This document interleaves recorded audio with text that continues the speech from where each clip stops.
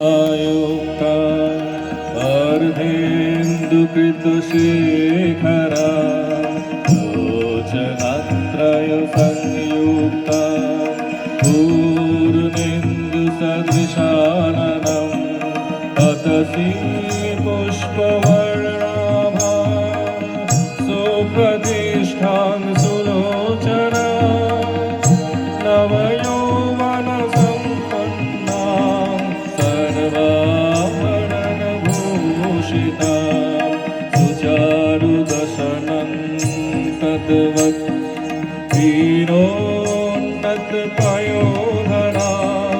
विभङ्गस्थानसंस्थाना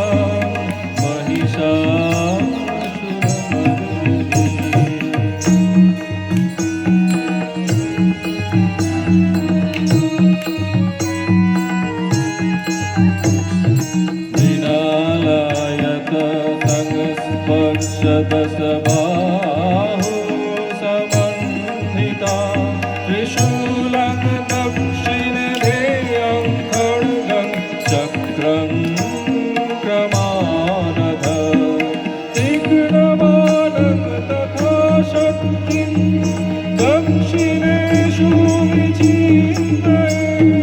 कीटकं गूढचापं च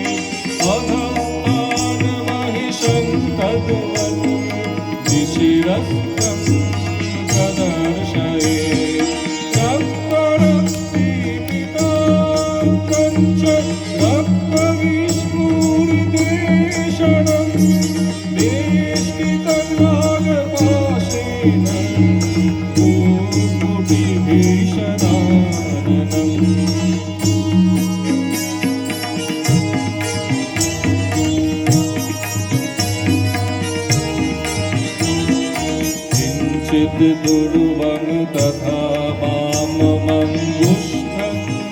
महिषोपरि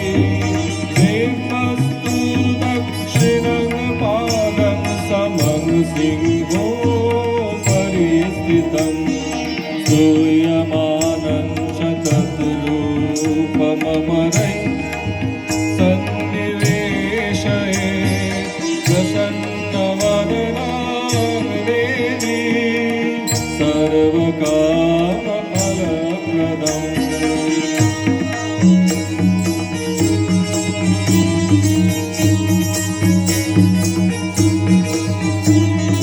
सूरचण्डा प्रचण्डा च चण्डुक्रा चण्डनायिका चण्डा चण्डवती चैव चण्डरूपातिचन्द्रिका आदिशक्तिरष्टाभिः सततं परिवेष्टितं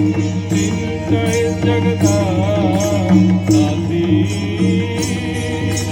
सर्वकामार्थमोक्षदा सर्वकामार्थमोक्षदा सर्वकामार्थमोक्षदा